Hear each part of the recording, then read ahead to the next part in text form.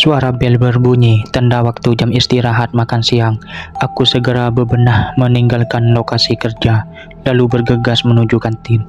Di lorong menuju kantin, datang Jaka yang langsung ikut berjalan di sampingku. Yang lain mana Yud? Emang nggak pada makan? Tanya Jaka sambil celingak-celinguk. Ada, Budi sama Arifin tadi lagi ke toilet dulu, nanti nyusul. Jawabku sambil tetap melangkah. Sampai di kantin, kami langsung duduk dan pesan makanan. Tak lama kemudian, Budi dan Arifin datang ikut bergabung. Makan siang bersama sambil bersenda gurau adalah sebuah ritual wajib yang kami lakukan hampir setiap hari. Lalu tiba-tiba, Arifin yang duduk di sebelahku menyikut dusukku seperti memberi tanda. Yud, indah Yud, makin cakep aja tuh anak, ucap Arifin sambil memandang ke satu arah. Aku cuek, tetap fokus pada makanan yang ada di hadapanku. Jaka dan Budi ikut memandang ke arah yang dituju Arifin. Lalu Jaka ikut bicara menambahkan, iya ya, udah cakep, tinggi, putih, bodinya juga, aduh, katanya sambil geleng-geleng. Budi sambil tersenyum ikut berkomentar, halah, enggak usah pada ngimpi, muka pada hitam gitu kok naksir sama cewek secantik dia, ngaca, timpal Budi dengan nada mengejek. Aku cuma bisa tersenyum mendengar perbincangan mereka, tapi kemudian aku juga ikut melirik ke arah yang sama seperti yang mereka maksud. Di ujung meja sana, duduk seorang gadis bersama beberapa orang temannya, namanya Indah, gadis idaman seluruh pria di pabrik ini, bahkan sampai ke lingkungan sekitar.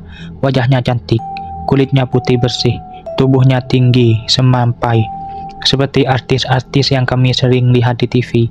Memang sangat pantas kalau dia jadi incaran banyak pria. Dia baru 2 bulan kerja di pabrik ini, tapi dengan kecantikannya, tak butuh waktu lama buatnya untuk segera menjadi primadona. Halah, sok cuek, tapi diam-diam ngeliatin juga. Enggak usah sok jual mahal gitu Yud, Dede Arifin yang ternyata memperhatikanku. Aku gugup, langsung kembali fokus pada makananku yang beberapa suap lagi habis. Udah lah Yud, kalau emang suka, langsung pepet aja, enggak usah mikirin Arum.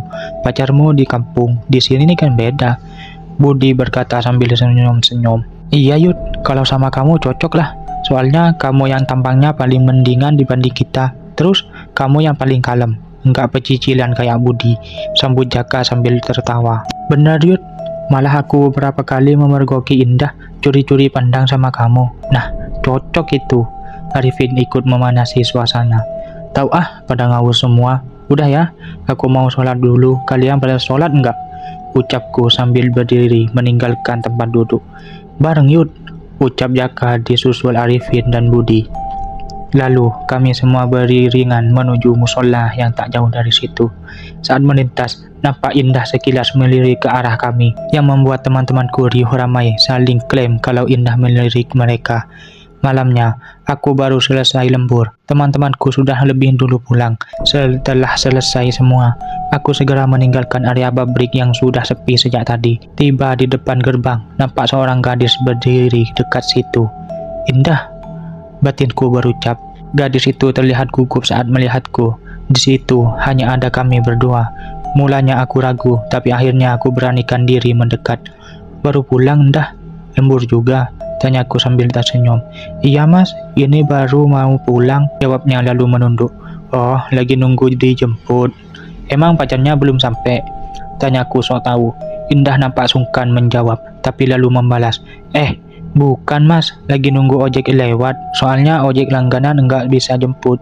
Loh, kalau sudah malam begini, ojek sudah enggak ada, paling ada di ujung jalan sana, ucapku sambil menunjuk ke satu arah. Mendengar penjelasanku, Indah jadi kebingungan sendiri. Dia langsung terlihat cemas. Entah dapat ilham dari mana, aku spontan berkata, mau aku antar pulang? Ayo, daripada pulang sendiri, ini udah malam loh, ucapku antusias. Indah kaget, aku juga sebetulnya ikut kaget. Bisa-bisanya keceplosan ngomong seperti itu. Naluri lelaki. Nggak usah repot-repot mas, aku bisa pulang sendiri, jawab Indah dengan nada ragu. Nggak apa-apa kok, kebetulan aku sekalian mau cari makan malam. Ayo, nanti keburu gelap, ucapku lagi. Akhirnya Indah setuju dengan tawaranku. Lalu kami berjalan beberapa puluh meter, kemudian menaiki angkot yang nampak kosong. Di dalam angkot, Indah hanya diam menunduk, tapi sesekali melirik ke arahku yang duduk di hadapannya. Aku berlagak cuek sambil memandang ke arah luar. Tiba-tiba angkot di stop. 3 orang pria masuk. 2 orang duduk mengapit Indah. 1 lagi duduk di dekat pintu keluar. Lalu angkot lanjut melaju. Mendadak pria di samping Indah mengeluarkan pisau, mengancam sambil berucap lirih. "Jangan teriak, cepat keluarkan dompet dan HP. Sekalian copot itu kalau mau," gertak pria itu sambil melotot. Aku spontan ingin menepis tangannya, tapi orang yang duduk dekat pintu merapat ke arahku sambil mengancam. "Nggak usah macem-macem kalau mau selamat," sambil menodongkan pisau ke arah perutku. Kami sedang dirampok, tapi kali ini mereka kena batunya. Mereka salah sasaran. Aku bergerak cepat. Dalam sekejap, 2 orang di samping Indah terjengkang, dan yang menodongku malah terpental keluar angkot terkena tendanganku. Indah menjerit-jerit ketakutan. Angkot berhenti mendadak. 2 orang pria yang tadi terjengkang berhamburan keluar angkot, sampai-sampai pisau milik salah satu dari mereka tertinggal. Kejadian itu berlangsung sangat cepat. Setelah sang supir memastikan kami baik-baik saja, angkot kembali melaju, sambil sang supir mewanti-wanti agar kami tetap waspada. Aku baru sadar, ternyata jari tanganku terluka terkena pisau dari salah seorang perampok tadi. "Ya Allah mas, itu tangannya berdarah," ucap Indah lalu mengeluarkan sapu tangan dari tasnya, kemudian dibebatkan ke jariku. "Ah, nggak apa-apa kok, cuma luka sedikit," ucapku sedikit canggung. Akhirnya, kami sampai di depan rumah Indah. Gadis yang sejak tadi ketakutan itu kini nampak mulai tenang. Aku pun pamit menampik ajakannya untuk mampir masuk ke dalam. Tapi Indah nampak bersikeras. Akhirnya aku terpaksa menerima tawarannya. Lagi pula tak ada salahnya mampir sebentar, minimal untuk sekedar minum, menenangkan diri. Kini aku duduk sendiri di teras, lalu disusul ibu Indah ikut duduk bergabung. Tak lama, Indah nampak muncul sambil membawa segelas teh manis, lalu duduk di samping ibunya. "Aduh, makasih banyak ya Mas Yuda. Kalau nggak ada Mas Yuda, saya nggak bisa membayangkan bagaimana jadinya," ucap ibu Indah sambil memandang gembira ke arahku. Aku tersenyum, kemudian berbincang-bincang sebentar. Dan dari situ baru aku tahu kalau Indah cuma tinggal berdua dengan ibunya karena orang tuanya telah lama berpisah. Setelah beberapa saat, akhirnya aku pamit. Indah nampak senyum-senyum sendiri saat melepas kepergianku. Entah apa yang membuatnya tersenyum. Aku melangkah meninggalkan rumah Indah. Ku tengok gadis itu masih tetap berdiri di depan pintu pagar. Tapi aku merasakan ada yang aneh. Terasa seperti ada sebuah aura gaib berada di dekat Indah. Aku berhenti sejenak. Aku penasaran. Ku perhatikan lagi baik-baik. Indah heran melihat aku berhenti. Tapi aku tak menghiraukan gadis itu. Mataku tajam menatap sosok yang berdiri di belakangnya. Sosok besar berbadan hijau dengan taring besar dan panjang. Di sudut mulutnya menatap tajam ke arahku. Buto hijau. Melihat aku yang berhenti, Indah melangkah menghampiriku. Wajah gadis itu nampak terheran-heran. "Kenapa mas? Kok tegang begitu? Ada yang ketinggalan?" tanya Indah yang kini ada di hadapanku. Aku kaget, segera menguasai diri, lalu spontan menjawab, "Ah, enggak apa-apa. Tadi kukira HP ketinggalan di meja, tapi ternyata ada di saku celana," balasku sebisanya. "Oh, ya sudah, kirain ada apa. Aku masuk ke dalam ya mas." "Mas Yuda, hati-hati di jalan," balas gadis itu tersenyum, lalu berbalik kembali ke rumah. Aku masih terdiam, sambil memperhatikan Indah yang melangkah masuk ke dalam rumah, dan buto hijau itu masih berdiri di sana. Di dalam angkot menuju pulang, hatiku penuh tanda tanya, tak habis pikir dengan apa yang tadi aku lihat. Aku merasa ada yang tak beres dengan keluarga Indah. Soalnya setahuku, buto hijau itu bukan makhluk sembarangan. Dia bukan makhluk receh yang sering berkeliaran seperti pocong dan kuntilanak. Keesokan harinya, entah siapa yang menyebar beritanya, tersebar luas kejadian tentang aku yang mengantar pulang Indah dan menolongnya dari 3 rampok bersenjata tajam. Hingga pada jam istirahat makan siang, seperti biasa aku dan teman-teman berkumpul di kantin. Mereka tak henti-hentinya membicarakan kejadian itu sambil terus mengolok-olokku. "Cie, yang nganterin Indah pulang, Mas Yuda, kesatria pujaan, cie." Budi meledek sambil cengengesan. "Sialan." Aku cuma bisa pasrah tersenyum kecut, dijadikan bulan-bulanan janda mereka. Udah layut, langsung aja lah. Kita siap kok jadi wali nikah. Jaka menambahkan. Aku tak bisa berkutik. Waktu terasa sangat lama saat mereka dengan gencarnya saling lempar ledekan dan candaan konyol. Lalu entah dari mana, datang Indah mendekat ke arah meja makan kami. Bisa ditebak, semua teman-temanku langsung cengengesan sambil saling memberi kode dengan gerakan mengangkat-angkat alis. Ya ampun. Mas Yuda, ini ada titipan dari ibu, sengaja bikin buat Mas Yuda. Ucap Indah malu-malu sambil memberikan sekotak penuh kue bolu coklat. Mantap, kue buat calon mantu, Budi teriak sambil monyong-monyong. Wajah Indah nampak merona merah, dia sampai kaku tak bisa bergerak. Terima kasih Indah, kok jadi ngerepotin begini? Ucapku pelan disambut riuh candaan ngawur teman-temanku. Indah makin grogi, akhirnya dia pamit setengah berlari menjauh pergi. Tak menunggu lama, sekotak kue itu langsung jadi rebutan. Bergundal-begundal yang sejak tadi sudah mengincar, tak memperdulikan diriku. Aku sempat melirik ke arah Indah yang makin menjauh, tapi kemudian, astaga, foto hijau itu berdiri di sudut sana, menyeringai memandangku. Aku tersentak kaget, sampai hampir terjatuh dari tempat duduk. Aku mendapat firasat buruk. Seorang gadis cantik dengan sosok buto hijau yang selalu mengawasi, ada yang tak beres. Sejak saat itu, Indah rajin membawakanku berbagai macam makanan dan minuman. Tapi seperti hari-hari sebelumnya, selalu ada sosok buto hijau yang terus mengawasinya, membuatku jadi terus ingin mencari tahu. Akhirnya, pada suatu kesempatan saat berpapasan di pabrik, aku menawarkan diri untuk mengantarnya pulang nanti sore. Indah nampak senang dan antusias. Sesampainya di rumah Indah, ibunya sangat gembira dengan kedatanganku. Sebentar saja, kami sudah larut dalam obrolan dan canda tawa. Sampai akhirnya ibunya nampak terdiam saat aku mulai bertanya, "Maaf Bu, apa ibu merasakan ada sesuatu yang tak biasa pada diri Indah?" Ucapku memulai penyelidikan. Sengaja aku bertanya ketika Indah sedang tak ada. Dia baru saja masuk ke dalam kamarnya.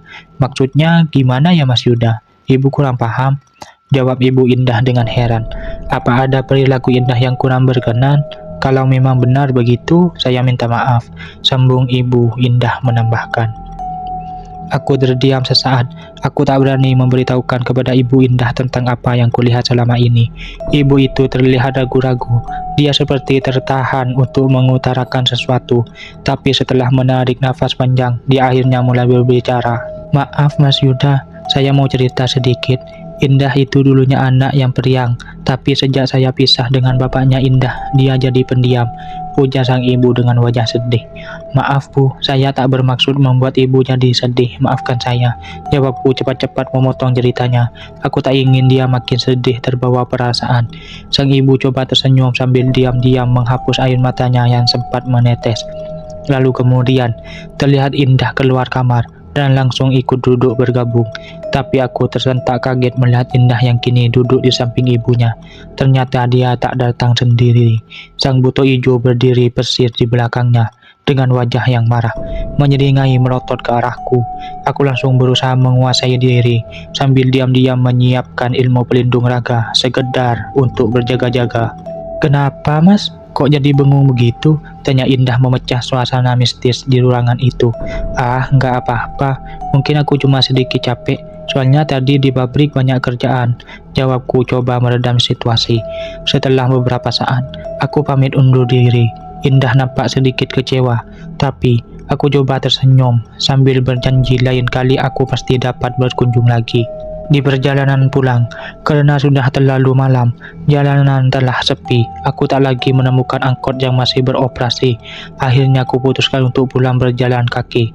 Lumayan jauh, tapi mau gimana lagi? Sepanjang langkah perjalanan pulang, aku berpikir keras. Jujur saja, kehadiran sosok buto hijau itu mulai mengusik nuraniku. Naluriku berkata bahwa Indah dan ibunya ada dalam bahaya, dan aku tak mungkin hanya diam saja. Akhirnya timbul tekad kuat dalam hati. Aku harus segera mencari tahu apa maksud di balik semua peristiwa yang sudah kualami. Kini, di dalam kamar kontrakanku yang sempit, aku berusaha berkonsentrasi. Sapu tangan milik Indah yang belum sempat aku kembalikan ada dalam genggaman sebagai pemandu. Ku duduk bersila, memejamkan mata, mohon petunjuk Sang Maha Kuasa. Tapi setelah beberapa lama berusaha, aku tak bisa mendapatkan gambaran apa-apa. Ini tak seperti biasanya. Aku tak tahu mengapa mata batinku serasa hampa. Lalu aku teringat sesuatu, seseorang yang mungkin bisa membantuku. Perlahan ku raih sekuntum bunga melati dalam saku. Lalu ku panggil nama seorang gadis pemilik suara indah dan merdu, Mayang Kemuning. Kini dia hadir di hadapanku, seorang gadis berpakaian kuning dengan mahkota kecil di kepala, dengan semerbak aroma bunga melati memenuhi seluruh ruangan. Mayang Kemuning telah hadir, tapi dengan wajah yang cemberut. Kisah Mayang Kemuning ada di 45, dengan judul Dijodohkan dengan Putri Kerajaan Gaib. Aku sedikit heran dengan sikapnya yang tak biasa. Tak ada senyum di wajahnya, tak ada salam sapa dari mulutnya. Mungkin hanya perasaanku saja.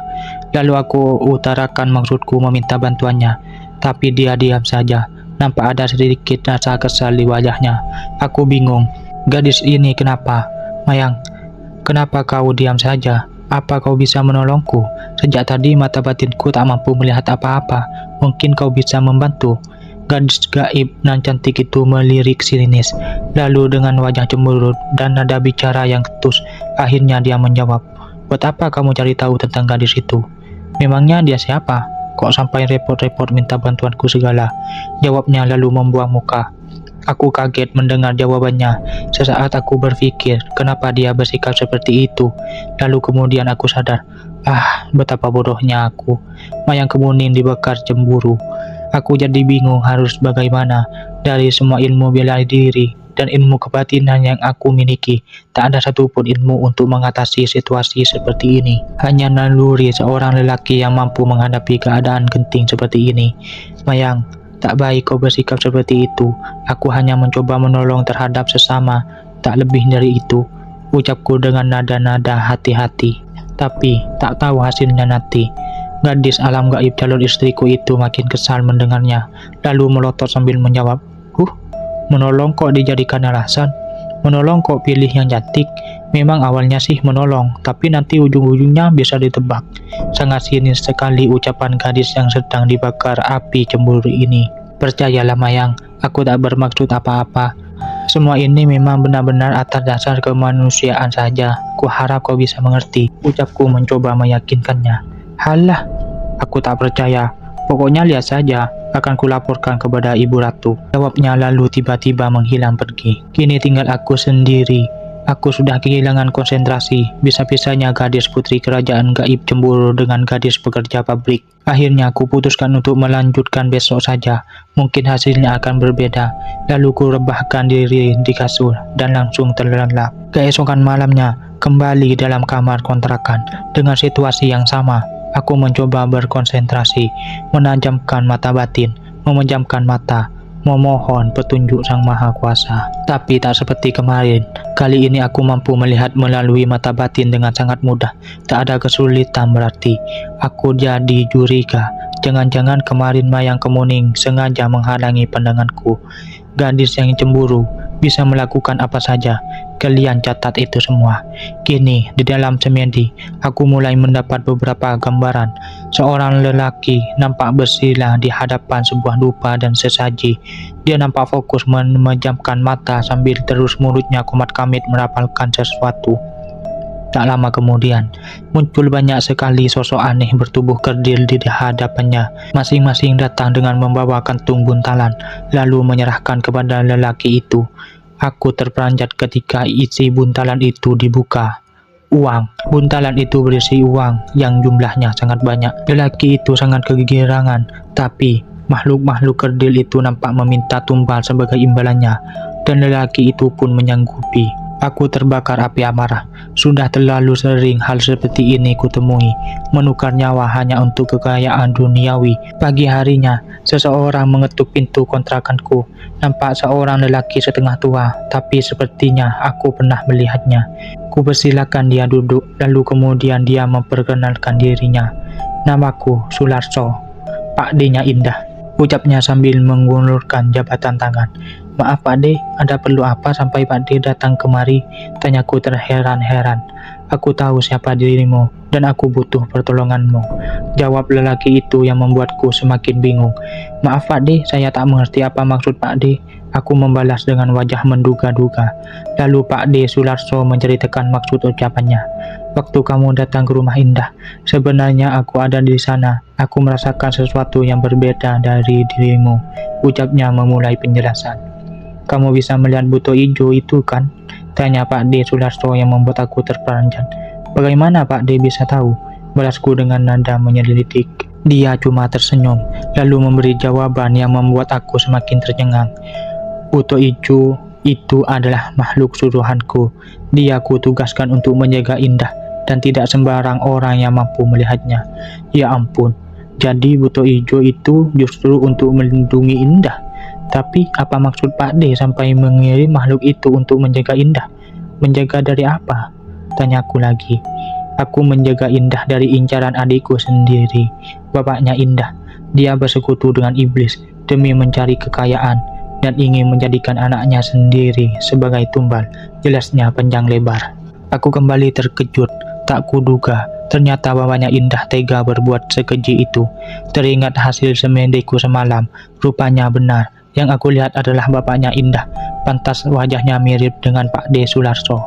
Dulu, waktu Indah masih kecil, mereka hidup miskin. Berkali-kali Wardiman, bapaknya Indah, minta petunjuk padaku cara cepat untuk menjadi kaya. Tapi selalu ku tolak. Pak D Sularso lanjut bercerita. Dia tahu kalau aku menghabiskan masa mudaku dulu untuk menuntut ilmu kebatinan. Aku sering tapa dan semedi di tempat-tempat keramat. Tapi aku takkan pernah mau menjerumuskan adikku sendiri. Makanya aku menolak. Tambah Pak D Sularso lagi. Lalu apa yang terjadi Pak D? Ucapku tak sabar menunggu kelanjutan kisahnya. Akhirnya Wardiman pergi mencari jalannya sendiri. Dia terus mencari berhari-hari, bahkan sampai berbulan-bulan, hingga menelantarkan anak dan istrinya. Sambung Pak D Sularso lagi. Lalu karena tak tahan, akhirnya ibunya Indah minta pisah dan membawa Indah pergi bersamanya. Tapi belakangan ini aku mulai merasakan ada sesuatu yang lain setiap kali aku berkunjung ke rumah Indah. Lalu aku mencoba mencari tahu, dan ternyata bapaknya Indah sudah menemukan apa yang dia cari. Kemudian mulai mengincar Indah untuk dijadikan tumbal. Betul begitu, ucapku menyambung cerita Pak D Sularso. Tepat sekali, sahut Pak D Sularso. Dia rupanya telah mendapatkan apa yang diinginkannya, dan kini Indah ada dalam bahaya. Dia nampak serius, lalu kembali berucap sambil memegang pundakku. Makanya, waktu kamu datang, aku merasakan suatu kekuatan besar dalam dirimu, dan aku minta kamu mau membantuku menjaga Indah, ucapnya pelan. Menurut perkiraanku, tak lama lagi Wardiman akan melaksanakan niatnya. Makanya aku mohon padamu, tolong jaga Indah, sambungnya lagi dengan nada memelas. Lalu tiba-tiba terdengar HP Pak D Sularso berdering. Lelaki itu nampak terkejut dan panik saat berbicara dengan seseorang di seberang sana. Gawat Nayuda, Indah hilang. Barusan ibunya telepon, Indah tak ada di rumah, ujar Pak D Sularso sesaat setelah mematikan HP. Akhirnya kami bergegas menuju ke rumah Indah. Sesampainya di sana, langsung disambut oleh tangisan ibu Indah yang pecah di hadapan Pak D Sularso. Ya ampun Mas Sularso, iki piye Mas? Indah hilang, ujarnya sambil terisak-isak. Pak D Sularso coba menenangkan ibu Indah yang nampak sangat terpukul. Aku tertegun, tapi kemudian aku merasa ada sesuatu yang lain di rumah ini. Ibu, Pak D, izinkan saya untuk bersemedi di rumah ini. Semoga Indah bisa cepat kita temukan, ucapku memohon izin. Mereka pun mengizinkan. Lalu aku dibawa ke kamar Indah. Aura gaib begitu terasa dalam kamar ini. Aku langsung duduk bersila, memejamkan mata, menajamkan mata batin, memohon petunjuk Sang Maha Kuasa. Dalam semediku masih terasa sisa-sisa pertempuran gaib di kamar ini. Rupanya, bapaknya Indah mengerahkan sejumlah makhluk gaib untuk mengalahkan buto hijau, suruhan Pak D Sularso, dan membawa Indah pergi. Kemudian, aku ditunjuk sebuah penglihatan akan sebuah gua kecil berlumur di tengah hutan, dekat dua buah pohon randu besar yang berjajar. Indah dan bapaknya ada di sana. Selanjutnya, cepat-cepat ku akhiri semedi ini, lalu menceritakan apa yang barusan aku lihat kepada Pak De Sularso. Lelaki itu tampak geram, lalu kemudian berucap marah. Kurang ajar, sudah gila dia rupanya. Ayo nak Yuda, aku tahu di mana tempat yang barusan kamu ceritakan. Semoga kita belum terlambat. Akhirnya kami pergi menuju ke sebuah lokasi yang letaknya lumayan jauh dari perbatasan wilayah. Membutuhkan waktu beberapa jam untuk sampai ke tempat itu. Setibanya di sana, dia segera mengajakku masuk ke dalam hutan kecil yang nampak angker. Ditambah hari sudah menjelang sore, membuat suasana hutan makin mencekam.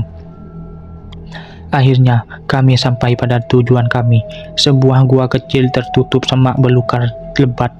Di dekatnya nampak 2 buah pohon randu besar yang berdiri berjajar, bagaikan sebuah pintu gerbang.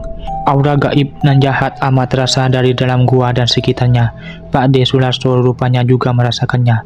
Lelaki itu nampak siaga, lalu kemudian berteriak lantang. Man, Wardiman, keluar kamu, ucapnya lantang. Namun tak ada jawaban, tapi kemudian terdengar langkah kaki dari dalam gua. Makin lama semakin mendekat. Akhirnya muncul seorang lelaki kurus, berkulit hitam, berkumis tebal, sambil membawa sebilah keris di tangan. Hai Mas Larso, mau apa kamu ke sini?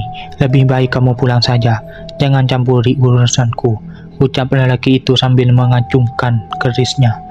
Sudah gila kamu Man, anak sendiri mau kamu tumbalkan, cepat lepaskan Indah, atau kamu terima akibatnya, balas Pak De Sularso tak kalah galak. Lelaki itu yang rupanya adalah Wardiman, bapaknya Indah, nampak menyeringai sinis menatap kami berdua. Pak De Sularso siaga sambil berbisik ke arahku. Nah Yuda, biar dia jadi urusanku, lebih baik kamu cepat masuk dan segera bawa Indah pergi dari sini, ucapnya lirih. Aku mengangguk setuju, tapi belum sempat kami bergerak, Wardiman tiba-tiba merangsek menyerang dengan keris berhunus. Aku dan Pak De Sularso langsung cepat menghindar. Terasa ada suatu kekuatan besar ketika keris itu berkelebat cepat menyerang kami.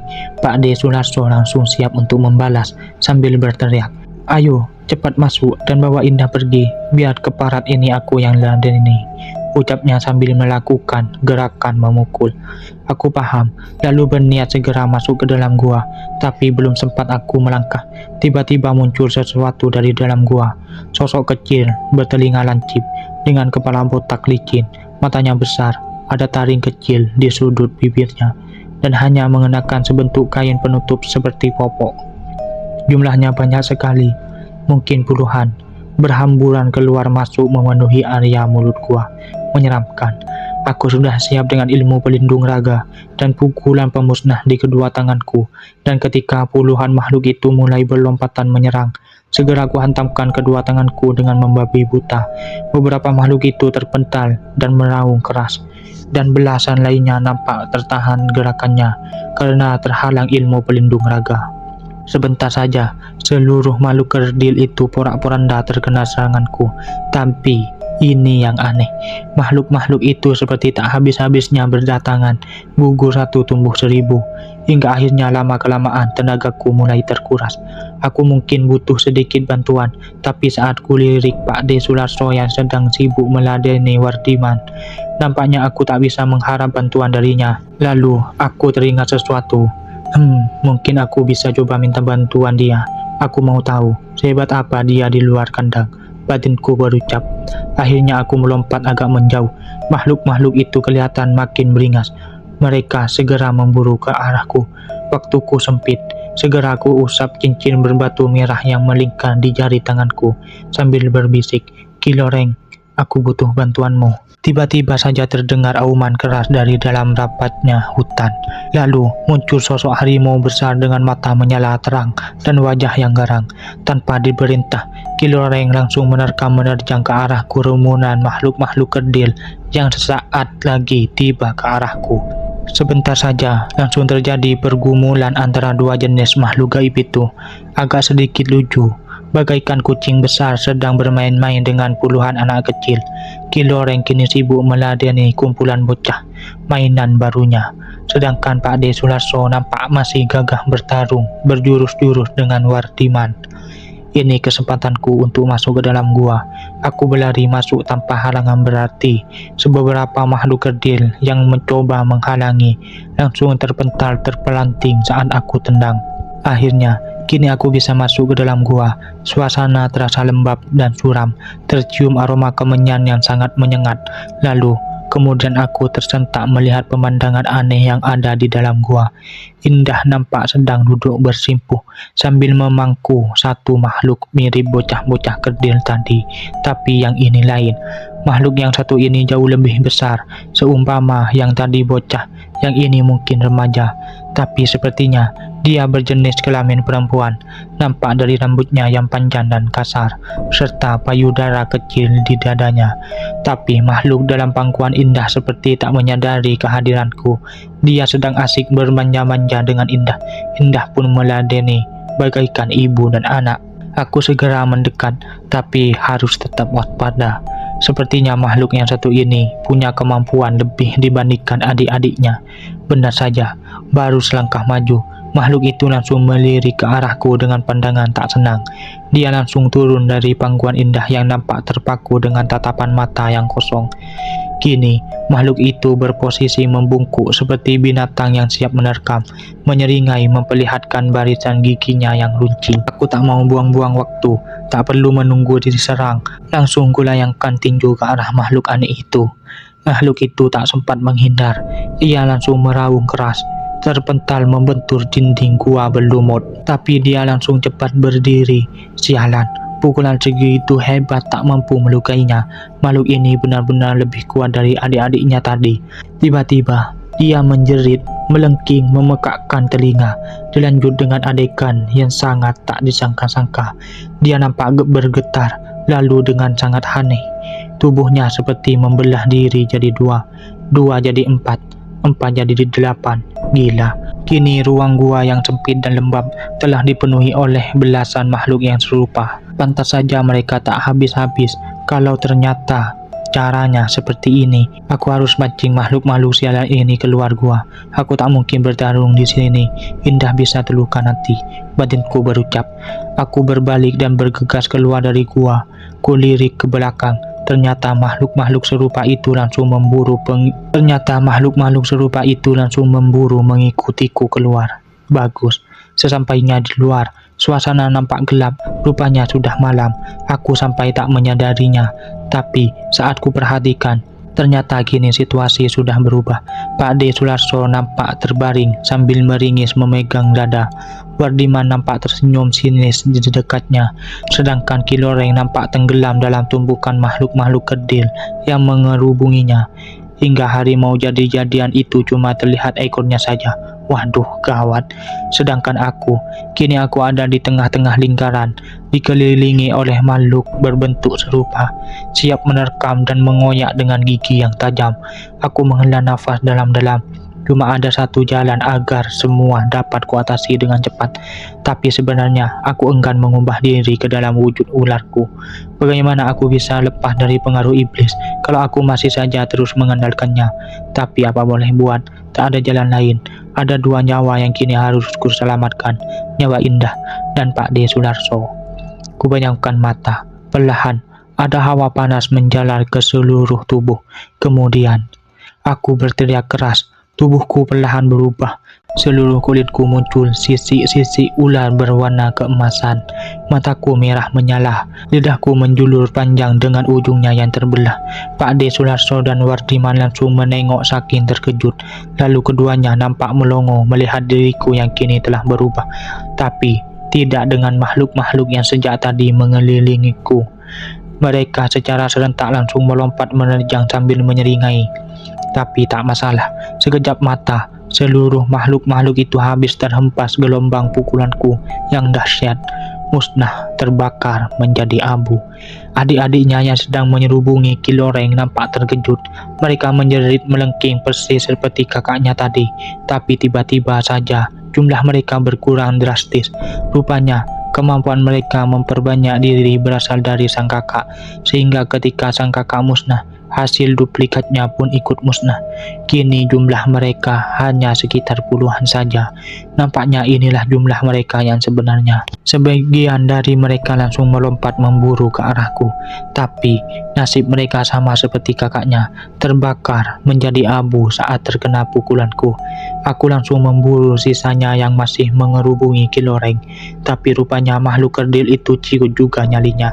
Mereka langsung kabur berlarian terbirit-birit masuk dan hilang di telan gelapnya hutan. Kiloreng yang nampak kelelahan dan terluka masih sempat menunduk memberi hormat ke arahku. Lalu kemudian harimau jadi-jadian itu melompat pergi dan hilang masuk ke dalam hutan.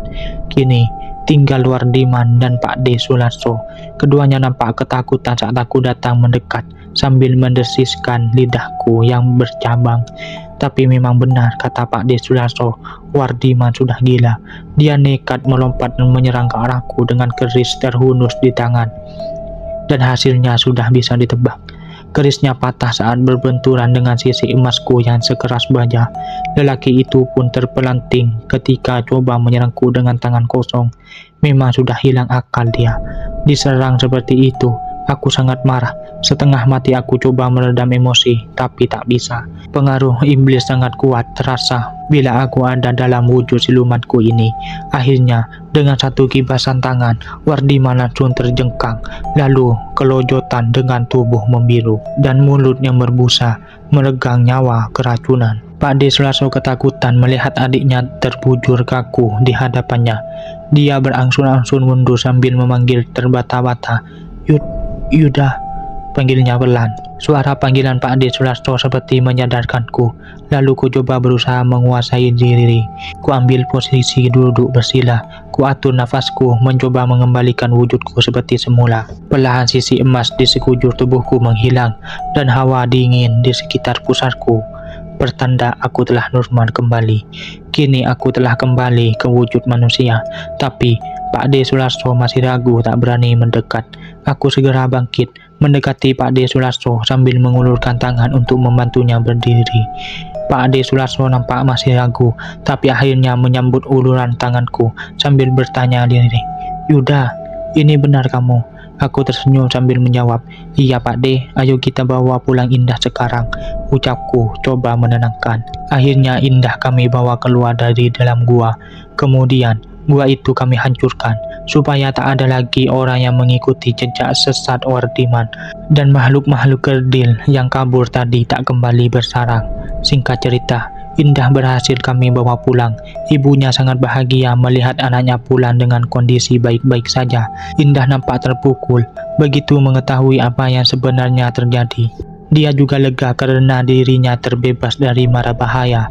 Aku dan Pak D Sularso masih bertahan sejenak di rumah Indah, berjaga-jaga bila mana ada gangguan susulan. Kami duduk-duduk di teras, sementara Indah sedang beristirahat di kamar ditemani ibunya. Terima kasih Nak Yuda, kalau tak ada Nak Yuda, kami tak bisa membayangkan bagaimana nasib Indah, ucap lelaki itu pelan. Semenjak melihat sepak terjangku saat di hutan tadi, membuatku jadi merasa tak enak. Sama-sama Pak D, mudah-mudahan mulai saat ini Indah beserta ibunya sudah aman, tak ada lagi yang mengganggu. Aku membalas sambil tersenyum. Maaf, kalau boleh aku bertanya, itu tadi Nak Yuda pakai ilmu apa? Dahsyat sekali, pujinya sambil geleng-geleng kepala.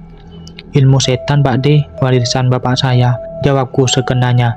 Sebenarnya saya enggan menggunakan ilmu seperti itu, tapi bila keadaan mendesak, apa boleh buat, sambungku lagi.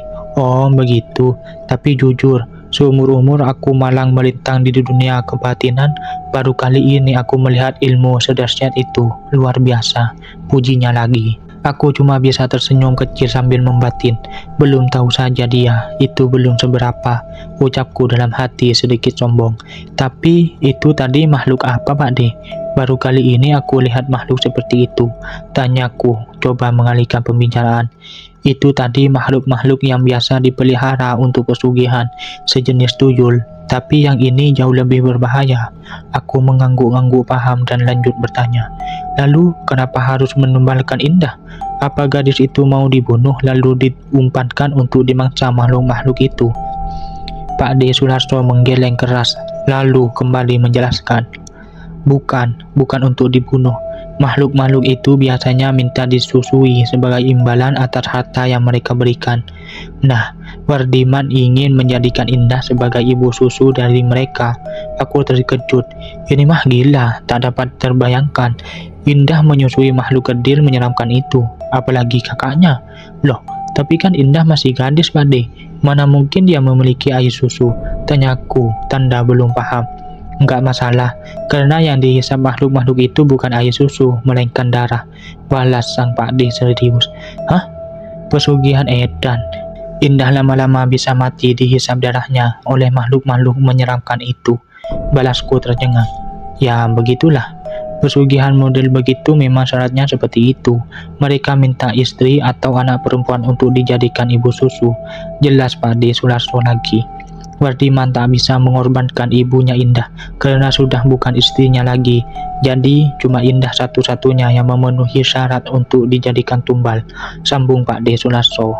Aku banyak tahu hal-hal seperti ini waktu aku masih getol menimba ilmu kebatinan dari berbagai macam guru semasa muda dulu.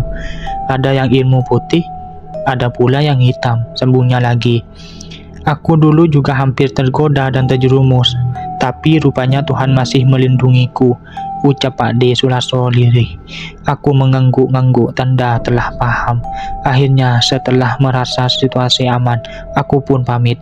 Ibu Indah tak henti-hentinya berterima kasih kepadaku, makin membuatku tambah canggung. Beberapa hari berikutnya, kembali saat situasi jam makan siang di pabrik, waktunya rehat sejenak sambil bersenda gurau dengan teman-teman. Dan untuk kesekian kalinya, nampak Indah yang sudah mulai masuk kerja datang mendekat. Mas Yuda, ini ada titipan makanan dari ibu. Terus sekalian ada satu kotak lagi buat dibawa pulang, ucap Indah sambil menyerahkan 2 kotak berisi makanan. Tapi kali ini gadis itu tak lagi menunduk malu. Dia sapa semua teman-temanku sambil terus mengumbar senyum manis. Sebaliknya, semua teman-temanku yang biasanya berisik malah berbalik terdiam, terheran-heran melihat perubahan sikap Indah yang drastis. Aku jadi geli sendiri melihat semua itu, tapi tiba-tiba aku merasakan kehadiran sesuatu. Sama-sama terlihat ada sosok yang berdiri di belakang Indah. Apa mungkin buto ijo sang penjaga itu? Kembali ku perhatikan dengan lebih fokus, menajamkan mata batin, dan ternyata, astaga, ada mayang kemuning berdiri di situ, bertolak pinggang, melotot marah ke arahku. Mati aku.